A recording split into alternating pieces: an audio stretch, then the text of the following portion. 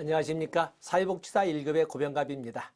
이번 시간에는 영국의 사회복지사를 살펴보도록 하겠습니다. 영국의 사회복지사 진행은 먼저 영국의 복지사 전체를 한번 편년을 해보고 그 중에 하나하나, 왜냐하면 영국의 복지사에 대한 문제가 나올 적에는 전체를 편년으로 연대순으로 나열하는 문제들을 곧 잘라봐서 먼저 전체를 한 판 그려봐야 됩니다. 그리고 나서 하나하나 중요사항, 엘리자베스 구빈법, 또 그런가 하면 작업장법, 길버트법, 스핀앤랜드법, 또 개정구빈법, 신빈민법이라고 그러죠. 또 베버리지 보고서, 또 제3의 길, 이런 정도로 우리가 직접 내용까지 다 샅샅이 한번 정리해 볼 필요가 있습니다. 그래서 먼저 편년을 하고 나서 하나하나 진행을 하겠습니다.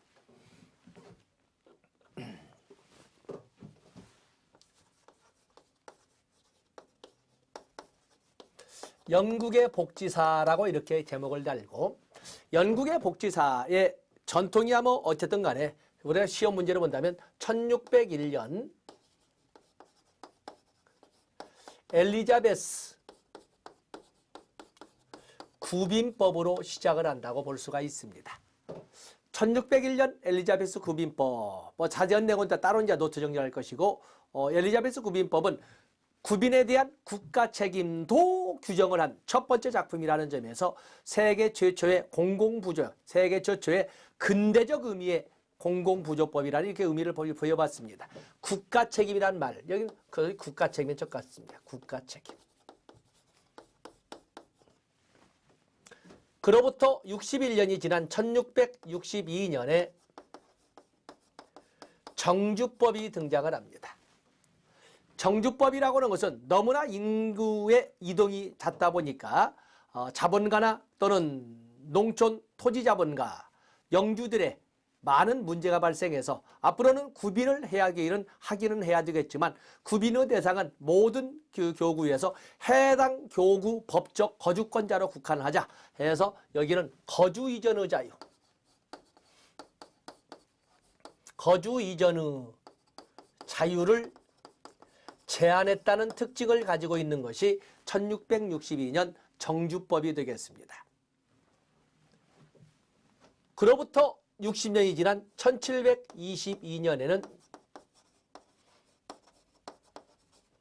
작업장법이 만들어집니다.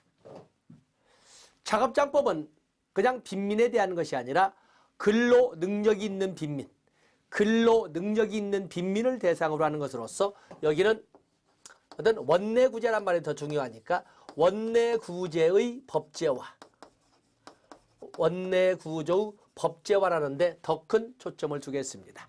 그렇기 때문에 근로능력이 있는 빈민으로서 구빈의 대상이 될 수밖에 없는 자라면 구빈은 해주겠다. 그러나 들어와서 일을 해야 된다라는 것을 제시하는 거였어요. 이로부터 60년 후인 1782년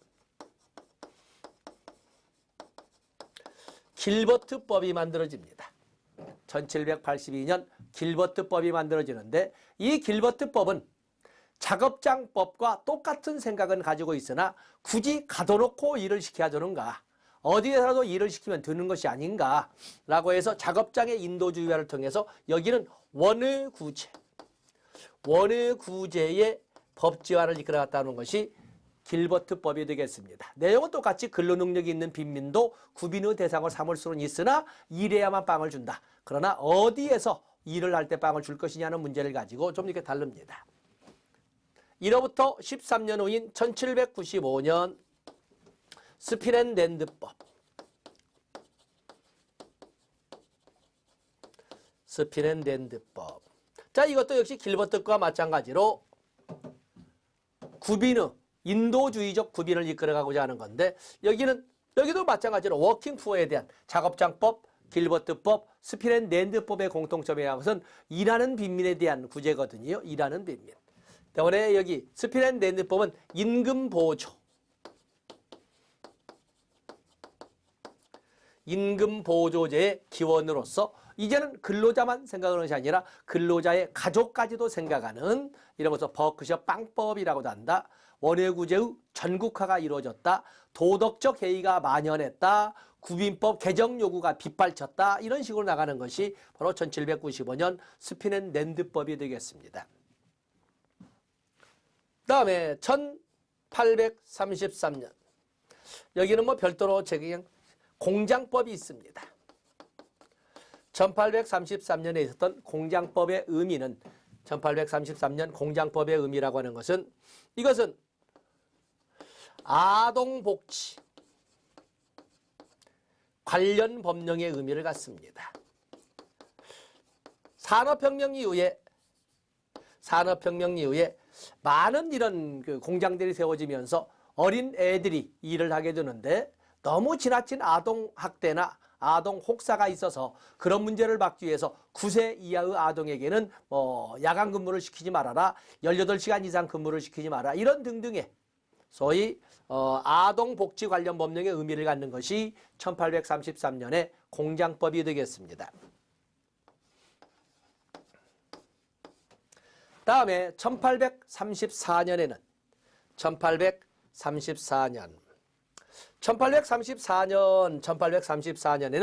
바로 개정구빈법,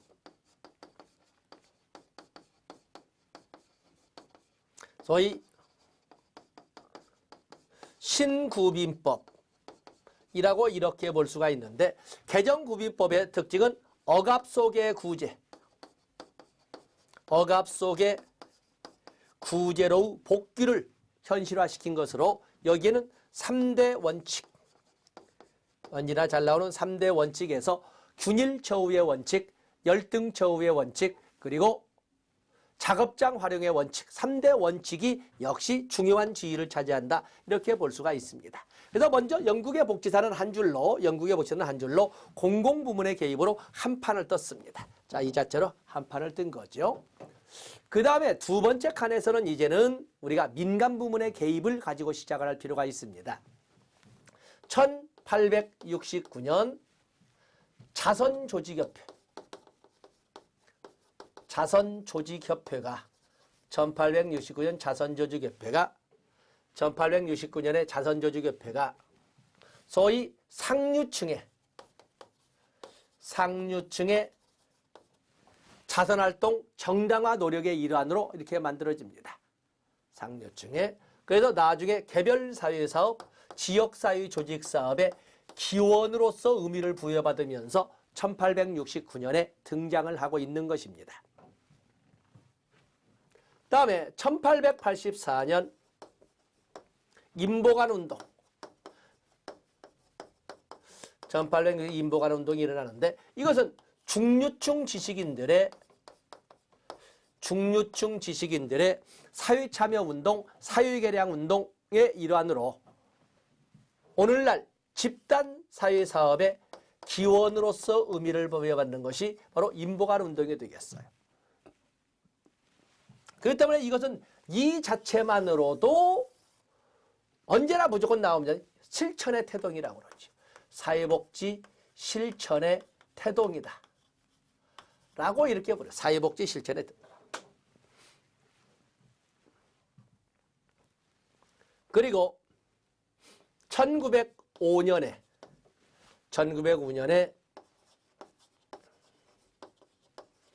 왕립위원회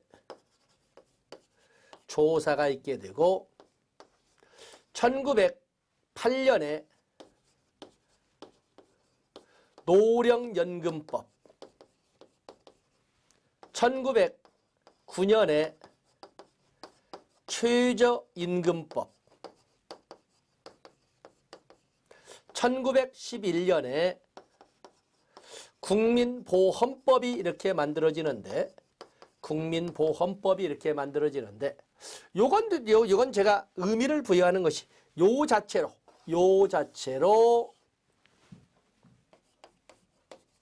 사회적 빈곤관의 정책 반영이라는 의미를 찾습니다. 물론 당연히 국가정책의 원칙은 개인적 빈곤관입니다.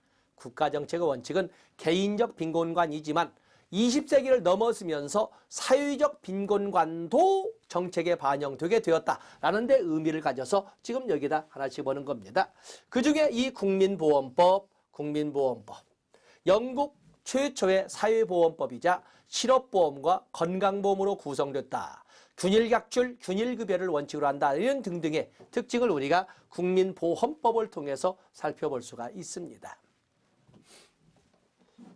다음에 1942년에 당연히 여러분들이 아시는 베버리지 보고서, 비버리지 보고서. 당연히 이 자체로 출제되지 않습니까? 베버리지 보고서, 비버리지 보고서. 때문에 이 베버리지 보고서에서는 그야말로 사회보장, 사회보장 제도가 등장을 하면서 5학과 대책, 그러면서 5대 프로그램, 더 나아가서는 사회보험 운영의 6대 원칙 이런 등등을 그냥 어쨌든 베버리지 보고서는 그 자체로 이 자체로 출제가 되는 거죠. 이 자체로 사회 베버리지 이 자체로 출제가 됩니다. 1970년대에 가서는 복지국가의 위기가 돌아오면서 아무리 정부가 개입을 해도 스태그네이션, 침체 및 실업자 양산과 인플레이션, 이 두 개의 문제가 점철된 스태그플레이션을 막아낼 수가 없었어요. 정부가 개입해서 무능, 소위 정부 실패가 일어난 거죠. 정부 실패가 일어나. 그래서 이 문제를 해결하기 위해서 1980년대 자유주의적 운영 이념이 대처리즘이란 말로 이렇게 등장을 하게 되는 것입니다. 장기보호에서 단기보호, 보편주의에서 선별주의, 국가책임에서 자조, 자기책임으로 이러한 변화가 일어나는 것이 1980년대 대처리즘이 되겠고, 이런 대처리즘을 통해서 어느 정도 영국의 침체된 경기가 살아나고 나니까 다시 그동안 소홀히 했던 복지도 다시 한번 고려해보자 해서 1977년 토니 블레어의 제3의 길, 기든스의 이론이 정책으로 받아들이면서 사회투자국가로, 인적 자본에 투자하는 사회투자국가로, 그리고 복지다원주의로 이러한 변화가 일어나는 된 거예요. 그렇기 때문에 보시면 우리가 보시게 되면은 여기 영국의 복지사는 이 전체를 가지고 편년, 이 자체로 편년도 나오지만 엘리자베스 구빈법 당연히, 다음에 작업방조, 이건 B급이지만 길버트법, 스피넨랜드법, 또 개정구빈법, 다 지금 우리가 색깔한 건 다 출제 비중 A급 독자적인 문제가 될 것입니다. 다음에 여기 나오는 자선조직협회가 나오던 아니면 인보관 운동이 나오던 양자는 상호 비교로서 어떤 문제가 나와도 양자 상호 비교로 이 자체가 출제가 될 거예요. 다음에 가장 등한시했던 것이 바로 이 영역이어서 여기를 한번 우리가 한번 다뤄줘야 되지 않느냐. 해서 제가 지금 이렇게 사회적 빈곤관의 정책 반영이라고는 20세기 후 전환점에서 나왔던 이런 법률들의 의미, 이런 것들을 한번 지금 예상 문제로 제가 뽑으면서 아마 정리를 해가면서 진행을 할 겁니다. 다음에 베버리지 보고서, 뭐 이걸 누가 베버리지 보고서, 복지국가 위기 당연히. 다음에 신자유주의도 아주 곧잘 나오는 대처리즘보다는 신자유주의로, 그리고 제3의 길, 다 여기 있는 것은 다 중요하지 않습니까? 그 때문에 영국의 복지사라고 하는 것은 그야말로 문제의 보고라고 이렇게 설명할 수가 있는 겁니다. 어느 거라도 등한시할 수 없을 만큼 정말 중요한, 대단히 중요한 이런 문제의 영역이라고 볼 수가 있습니다. 자, 이제는 우리가 영국의 편년사를 어느 정도 정리를 했으니까 하나하나 엘리자베스 구빈법부터 해서 하나하나 세부 내용으로 진행을 하도록 하겠습니다.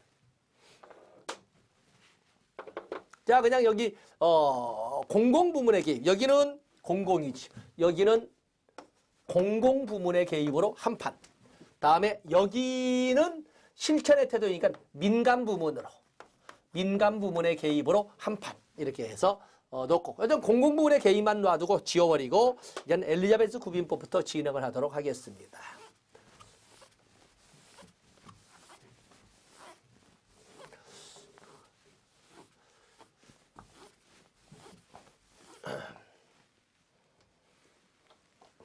자, 엘리자베스 구빈법 한번 핵심 단어 한번 나열해 보고 그리고 교재를 통해서 복습을 하도록 하겠습니다.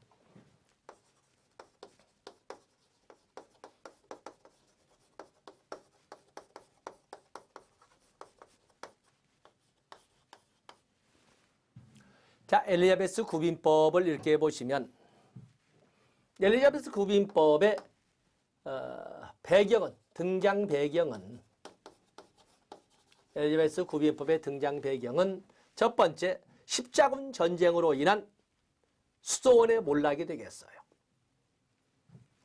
그래서 이 등장 배경 그러면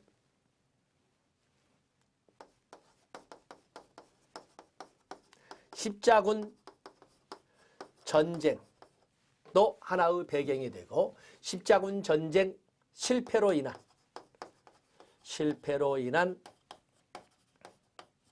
수도원의 몰락이 있는 중에 두 번째 앵클로저 운동이 일어나게 되거든요. 앵클로저 운동이라고 하는 것은 농민들이 토지로부터 쫓겨나는 사건인데 유럽에서는 두 번이 있습니다. 중세에 이때 한 번, 그리고 산업혁명 뒤에 기계에 쫓겨나는 한 번 해서 러다이트 운동, 기계 파괴 운동이라는 두 번 이렇게 있는데 여기는 1차 앵클로저 운동입니다. 십자군 전쟁이 실패로 끝나고 나니까 유럽의 3대 권력이라고 하는 것은 우리가 똑같은 시대 우리도 똑같이 있습니다. 우리의 3대 권력은 역시 국왕이 있었어도 고려시대에 국왕이 있었어도 고려 정부에서 지방관을 파괴하는 것은 3분의 1도 되지 못했어요. 그러면 나머지는 신라 말부터 시작해서 대대로 그 지역을 지배해왔던 토착 지배 집단들이 지배를 하는데 우리는 그들을 호족이나 향리라고 부르고 유럽에서는 그들을 영주라고 불렀거든요. 그래서 국왕의 중앙정부를 지배하는 국왕 집단과 각각의 지방마다 각자 지배하던 지배 권력으로 영주, 우리는 호족이 있었고 그리고 당연히 종교권으로 유럽에서는 교황권이 있었고 우리 쪽에서는 부처라고 하는 불교에 관련된 부처의 권한이 있었습니다. 세 개의 권이 있지요. 유럽에서는 십자군 전쟁이 실패로 끝나고 나니까 많은 영주들이 하나님의 뜻에 의해서 성지를 탈환한다는 등등의 이유 아니면 사역도 있었지만은 그 과정이 한 200여 년간 이어다 보니까 한 수에 한 건 건져보였다 갔던 많은 영주 아니면 진심의 어떤 신심을 가지고 갔던 영주들이 대부분 살아오지 못해요. 그러면서 지방 세력의 근거인 장원 경제나 봉건 제도가 붕괴되기 시작하면서 그들이 사라져가고 그러면서 십자군 전쟁이 실패로 끝나고 나니까 교권이 무너지기 시작하죠. 하나님만이 절대 맹신의 대상으로서 그렇게 믿음을 주어왔었는데 이건 믿을 수가 없는 하나님도 아무것도 아니네 라는 농담이 나올 정도로 그렇게 된 거예요. 그러면서 교권이 무너지면서 가만히 앉아서 중앙정부의 국왕권만 살아남은 거예요. 어쨌든 그러면서 절대 왕권으로 넘어가고 그리고 교권이 실추되니까 소위 교구나 수도원에 헌금이 되질 않는 거예요. 그래서 수도원이 자생하기도 어렵게 된 거죠. 그러면서 당시 유럽을 지배했던 최고의 상품은 양털이었어요. 그렇기 때문에 대지주들은 소위 기후 환경에 의해서 풍년과 흉년이 번갈아가면서 신경 쓰게 하는 걸 말고 가만히 놔둬도 저희들이 풀 뜯어먹고 저희들이 기름지게 하고 저희들이 1년에 몇 번씩 털을 벗겨서 돈을 벌게 하는 양이 좋지 않습니까? 그렇게 해서 앵클로저 운동이 말하자면 농노들이 토지로부터 쫓겨나면서 그들이 갈 곳이 없어진 거예요. 전에는 갈 곳이 없어지면 말하자면 이 유럽의 농사도 우리나라 똑같은 시대의 농사법과 같이 휴경법이었거든요. 걔네들은 삼포법이라고 해서 한 번 농사를 지면 1년 쉬고 다음에 2년째는 거기다가 퇴비가 될 만한 작물을 심어서 길러놓고 말하자면 스스로 그러려고 하고 그리고 3년째 다시 갈아 엎어도 농사를 짓는 삼포법이거든요. 그렇기 때문에 자기가 농사를 지을 때가 아니고서는 수도원에 가서 뭔가 일을 하면서 수도원에 일을 하면서 생계를 이끌어갈 수가 있었어요. 그런데 이제는 수도원도 갈 수가 수도원 자체도 스스로 살아남기 어려우니까 갈 수가 없는 거예요.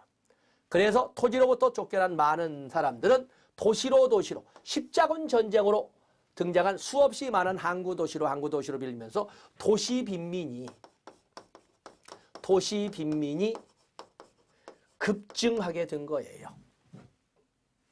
그래서 엘리자베스 구빈법이 만들어지는데 그 내용을 보면은 목적은 구빈이에요. 구빈. 밀려드는 빈민을 구해야 된다라고 하지만 구빈과 더불어 불황화 정리.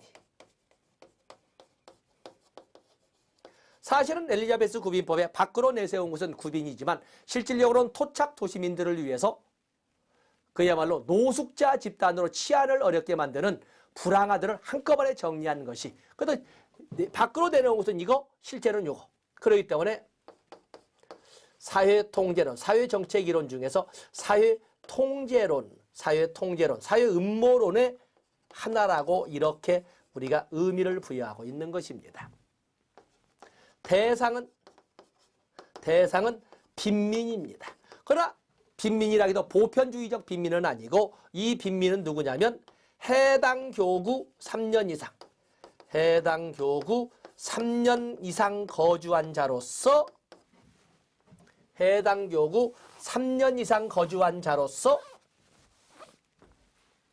신청한 자.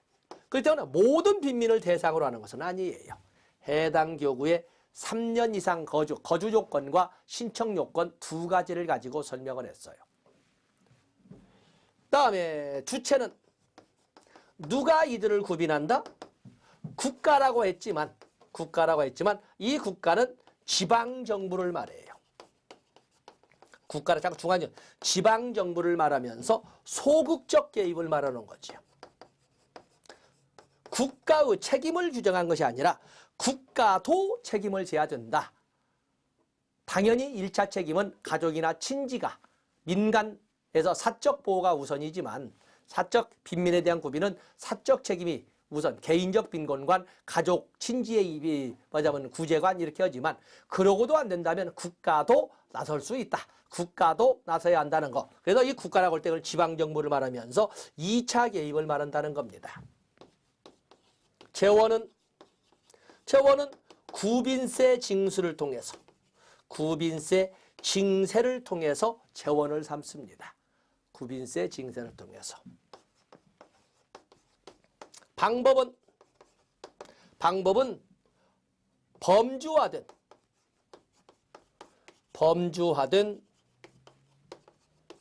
차별 구빈을 했어요. 빈민, 그 중에서도 해당 교구 3년 이상 거주한 자로서 신청한 자를 구제한다 하더라도 그것도 획일적으로 하는 것이 아니라 3개의 범주로 나누어서 차별적으로 구빈을 했는데 그 범주화된 구별 기준은 근로능력이었어요. 근로능력이 있는 빈민, 근로능력이 없는 빈민, 노약자나 임산부나 이런, 그리고 보호가 필요한 어린애들 3개의 범주로 나누어서 원내구제 방식으로 구빈을 실시를 했어요. 그래서 노동능력이 있는 사람들은 작업장에 들어와야, 노동능력이 없는 빈민들은 시설에 들어와야, 그리고 도움이 필요한 어린애들은 뭔가 어딘가 들어와서 일을 배우려고, 도제제도와 같이 뭔가 일을 배우려고 해야 빵을 줄 수 있다. 이렇게 제시를 한 거였어요. 그러면서 구빈행정을 통일시키는 거죠. 자, 여기 안 보이는 대로 쓰십시오. 구빈행정의 통일을 원칙으로 해서 이렇게 구빈을 해나갔던 것이 엘리자베스 구빈법이 되겠어요. 어쨌든 엘리자베스 구빈법의 의미라고 하는 것은 국가의 책임도 규정했다는 점에서 오늘날 공공부조의 기원이라는 의미를 부여받고 있는 것입니다. 자, 한번 교재를 보면서 여기에 빠져있는 것을 첨가하도록 하죠. 거기 성립 배경 보면 앵클로저와 영국 수도원 해산, 목적은 빈민구제, 구빈이라고 했지만 사실은 불황화 정리, 그래서 사회통제론의 의미로 해석이 된다라고 말씀을 드렸습니다. 다음에 재원은 구빈세로 징세를 한다. 자, 넘어가 보세요. 그리고 통일된 구빈행정의 통일을 하나의 운영 방식으로 썼다. 그래서 중앙에 추밀원, 치안판사 뭐 이렇게 해서 뭐 거기까지 암기할 건 아니고 어떤 통일된 구빈행정을 특징으로 하는 것이 엘리자베스 구빈법이라고 그랬습니다. 다음에 또 방법을 한 것처럼 범주화된 차별구빈화돼 범주화된 기준을 뭐를 삼았다? 근로능력의 유무. 근로능력이 있는 빈민 작업장에 들어와야 원내구제입니다. 근로능력이 없는 빈민 시설에 들어와야 원내구제입니다. 그다음에 보호가 필요한 어린애들 뭔가 배우려고 들어와야 원내구제지요. 이렇게 해서 범주화된 차별구빈을 하되 노동능력 유무에 따른 차별적 구빈을 이끌어갔던 것이 바로 여기 나오는 그 내용이 되겠습니다.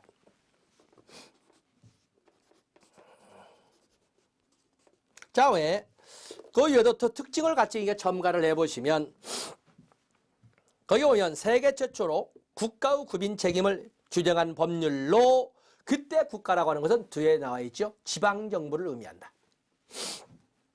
구호 대상자는 빈민으로 하지만 모든 빈민은 아니고 해당 교구 3년 이상 거주한 자로서 신청 자격을 부여받은 자 아니면 신청한 자 그래서 거주 요건과 신청 요건을 들었습니다. 3번은 설명을 했고 4번도 앞에 나왔습니다. 5번에 국가 개입을 했지만 국가는 지방정부를 말하는 것이고 그리고 소극적 개입관을 말하고 있다. 그래서 거기 5번에 보면 개인적 빈공간을 원칙을 하되 개인적 빈공간을 입각한 소극적 국가 개입의 입장이다. 선가정 후국가 이런 문제로 설명을 하고 있다. 너 그런가 하면 거기 보면 작업장 구빈원을 활용함으로써 원내 구제를 정착시켰다 그러는데 그것은 상대적 개념이니까 그 정도 보시면 되겠습니다. 다음에 정주법을 보세요. 정주법. 1662년에 정주법이 나와 있는데 정주법. 이 정주법이라는 것은 우리가 보면은 휴경법이기 때문에 농사를 짓지 않는 때 또 그러면 어떤 천재지변으로 인해서 농사를 짓 수 없을 때 그들은 가족의 생계를 위해서 뭔가 먹을 수 있는 곳을 향해서 가족을 데리고 이동을 하게 될 거예요. 당시 유럽에서는 십자군 전쟁으로 인해서 연중 사시사철 물동량이 돌고 있는 빵이 굴러다니는 자유시라고 하는 항구 도시들이 많이 등장했어요. 그러다 보니까 많은 사람들은 농사를 짓지 않는 철에 가족을 데리고 항구 도시로 이동을 하게 됩니다. 어느 정도까지는 그들에게 나눠줄 수 있는 빵이 존재를 했지만 그들이 밀어닥치는 거죠. 포화선을 넘어서게 되니까 이제는 토착 빈민을 위한 빵의 일부를 띄어서 나눠줄 수밖에 없었고 또 그들은 단순히 배고픔만을 가지고 오기 때문에 어떤 거처나 이런 것도 준비하지 않고 그야말로 불황아 노숙자라는 표현을 가지고 그야말로 노숙을 하게 되면서 치안을 불안하게 만들기 시작했어요. 그래서 처음에는 하나님의 뜻에 의해서 구빈, 자선을 할 수 있었지만 나중에는 예상치 못했던 사회적 비용이 엄청나게 들면서 토착 주민들의 반발이 나기 시작했어요. 그런가 하면은 농촌 교구에서는 떠나버린 농민들이 농사가 질 때가 되면 돌아오곤 했었는데 점차 돌아오지 않게 됐어요. 그러다 보니까 이제는 생산비, 인건비를 바탕으로 하는 생산비가 높아지면서 토지자본가의 영주를 불편하게 만들었죠. 어느 땐가 상공업 자본가, 상공업 교구의 교구장과 토지자본가의 교구장이나 영주들이 모여서 차 한잔하면서 이야기하다 보니까 방향은 다르지만 너도 짜증나? 나도 짜증나. 너희 동네에 간 애들이 안 와. 우리가 농사 짓는데 비용이 너무 많이 들어. 이걸 어떻게 해야 되지? 맞아. 우리도 너희 동네에서 온 애들 때문에 아주 많은 사회적 비용이 들어. 이런 문제가 등장한 거였어요. 그래서 그러면 야 우리 이렇게 하자. 어쨌든 너희도 나도 다 살해하잖아. 윤린의 전략으로 앞으로 구빈의 대상을 무조건 오면 빵을 줄 것이 아니라 해당 교구 법적 거주권자에 대해서만 빵을 주자라고 우리 약속하자 해서 하나하나의 교구에서 발생한 개별적 불평불만이 전국적 관행으로 하나의 약속으로 굳어진 것을 정주법이라고 합니다. 내용은 간단합니다. 해당 교구 법적 거주권자에 한해서 빵을 주기로 한다. 그 내용 하나가 되겠어요. 자, 교재를 보세요. 세틀먼트 액트에서 나와 있는데 정주법은 교구 내 법적 거주권 소지자에 한해 구빈을 규정한 법이다. 빈민의 거주 이전의 자유를 박탈시킨 법으로 산업화에 많은 긍정적 기여를 하였다. 쭉 보시되 바로 이 2번, 1번, 2번에 있는 말을 2번에 2번 모든 사람은 하나의 교구에만 소속되어야 한다는 원칙 아래 노동자 이동에 대한 조건을 법령으로 규제하였다. 그렇게 해서 4번, 5번 농촌 교구와 부유한 교구의 이런 농촌 교구의 생산비 증가의 문제 그리고 부유한 교구, 상공업 교구의 사회적 비용 증가 문제를 해결하기 위한 글로써 전국적 제도로 확대되어서 자리 잡게 된 것을 정주법이라고 한다. 그래서 여기는 거주 이전의 자유 제한이라고 했지만 바로 그런 배경 지식을 가지고 있으면 되겠습니다. 다음에 작업장법, 작업장법만 가지고 똑같이 등장하지 않겠지만은 여기 길버트법, 작업장법, 길버트법, 스피네랜드법 이렇게 되어 있는데 자 작업장법을 좀 정리를 해보겠어요.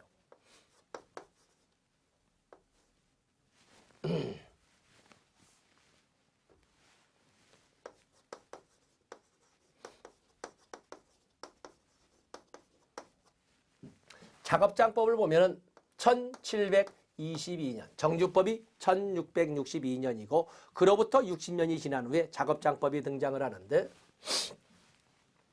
이 작업장법은 작업장법이라고 하는 것은 의도는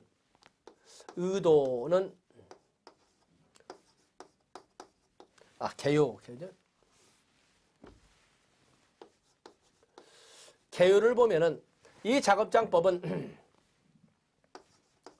구빈과 더불어 국부 증진, 이윤 추구를 동시에 지행하자는 제도로 만들어진 것이 작업장법이에요.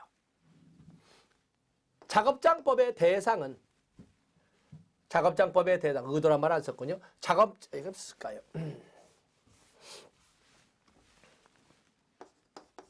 의도는 구빈과 더불어서 이윤 추구 또는 국부의 증진까지도 같이 가져가 보자 라고 하는데 만들어진 것이 바로 작업장법이 되겠는데 그 대상은 빈민이 아니라 근로능력이 있는 빈민. 근로능력이 있는 빈민. 모든 빈민이 아니라 근로능력이 있는 빈민을 말합니다. 근로능력이 있는 사람도 구빈의 대상으로 삼을 수는 있다. 그래서 방법은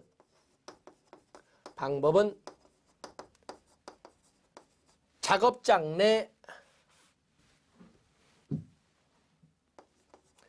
민간 설립의 작업장 입소를 원칙으로 하되 소요 비용의 국가 지원을 특징으로 합니다. 이 방법으로. 그래서 민간인들이 근로 능력이 있는 빈민을 모아놓고 일을 시키면, 말하자면 작업장을 만들어서 일을 시키면 그에 관한 소요 비용은 국가가 지원해 준다라고 합니다. 의미는 오늘날 직업보도 프로그램의 기원이다. 다시 말해서 정부정책과 민간위탁경영, 정부정책 수립과 민간위탁경영으로 이루어지는 정부정책 수립과 민간위탁경영 영이 가미된 것으로서 오늘날 직업보도 프로그램의 기원이라 하고, 또한 이것을 원내구제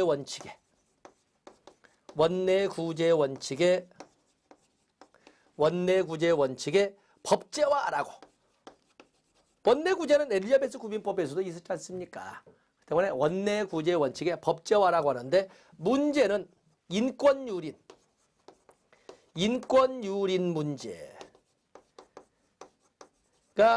빈발했다는 이런 의미나 있던 바로 이런 문제가 등장한 거였어요.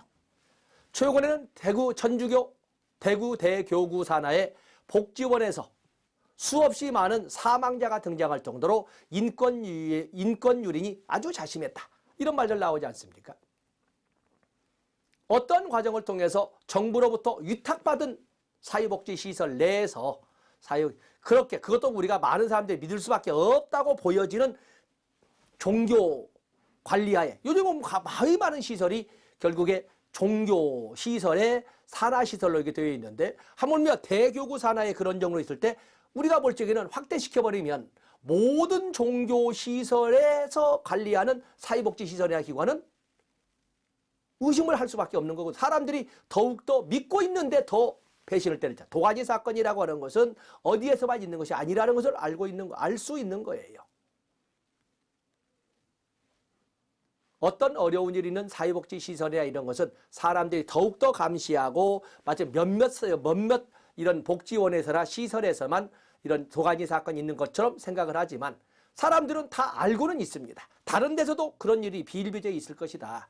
그럼에도 불구하고 어떻게든 간에 의도적으로 그쪽으로 고개를 안 돌리려고 하는 거예요. 정부는 더욱더 그러고 있지 않습니까? 그런 문제가 이미 현대사 대한민국에서만 일어나는 것이 아니라 여기 나온 것처럼 지금 몇 년입니까? 300년 전에부터 대대로 내려왔던 문제였어요. 대대로 내려왔던 문제. 그래서 이 문제에 대한 반발로 이 노동력이 있는 사람 일할 때 빵 주는 것은 아름다운 일이나 그들을 굳이 가둬놓고 일을 시키면서 인권 유리는 것은 잘못된 것이다.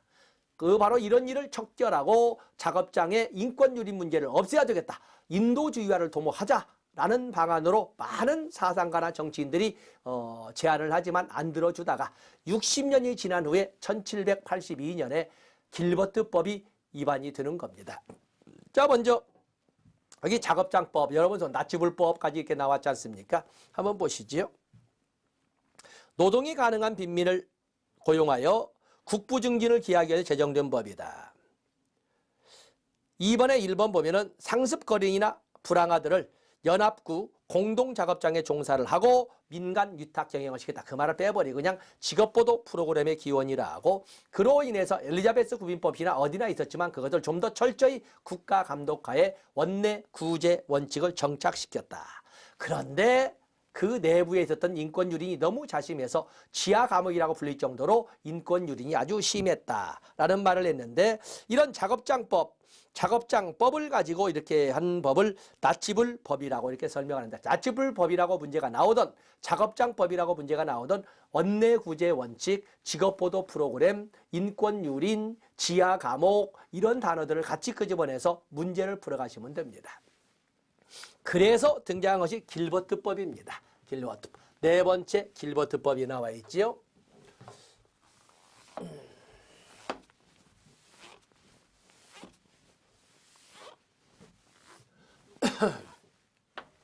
자, 네 번째 길버트법. 길버트법은 1782년에 나와 있는데 개요를 보면 길버트법은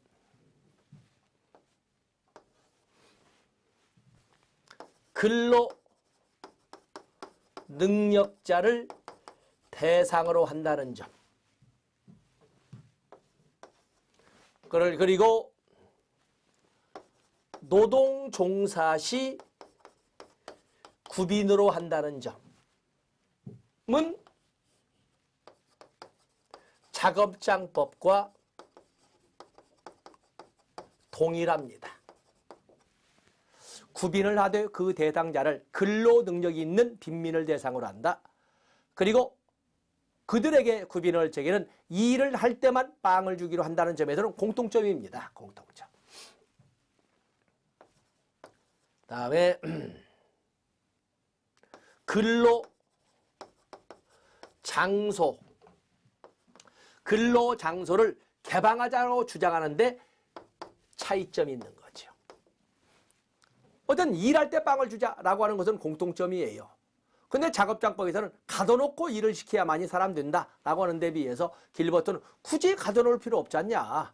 결국에 일할 때 빵을 주기로 한다면 어디든지 간에 일을 할 때 빵을 주면 되지 왜 꼭 굳이 가둬놓으려고 하느냐. 이렇게 유치고 있거든요. 그러나 몇몇 교구에서는 받아주지만 대부분의 교구에서는 길버트법을 받아주지 않아요. 의의는 원내구제가 아니라 원외구제 또는 거택보호의 원칙, 거택보호의 원칙을 특징으로 합니다. 거택보호.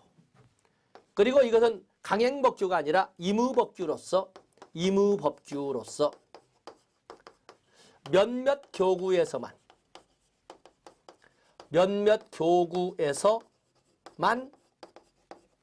채택을 합니다. 그러면서 결국에 이끌어가고자 하는 것은 작업장 내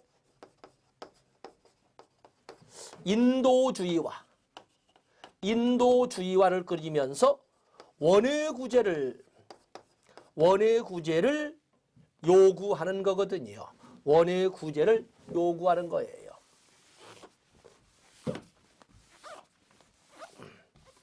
원외구제를 요구를 합니다. 작업장에.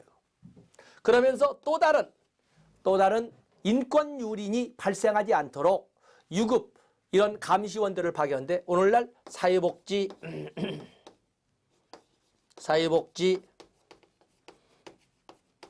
전담 공무원의 기원이라는 의미를 부여받습니다. 그러면서 정부 정책을 민간 위탁 경영 방식으로, 그것도 일괄 위탁 경영 방식으로 하는 것을 폐지해버리자. 일괄 정부 제도를 폐지하자라고 하는 것이 바로 여기에 나오는 내용. 지면상 그만 쓰겠습니다만 한번 교재를 보겠어요. 길버트법. 길버트법은 작업장 내에서 빈민의 비참한 생활과 착취를 개선할 목적으로, 즉 2번 작업장의 인도주의화를 도모하면서 일괄 정부 제도를 폐지하였다.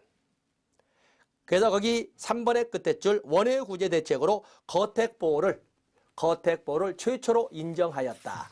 이런 의미를 보시고 페이지 넘어가 보세요.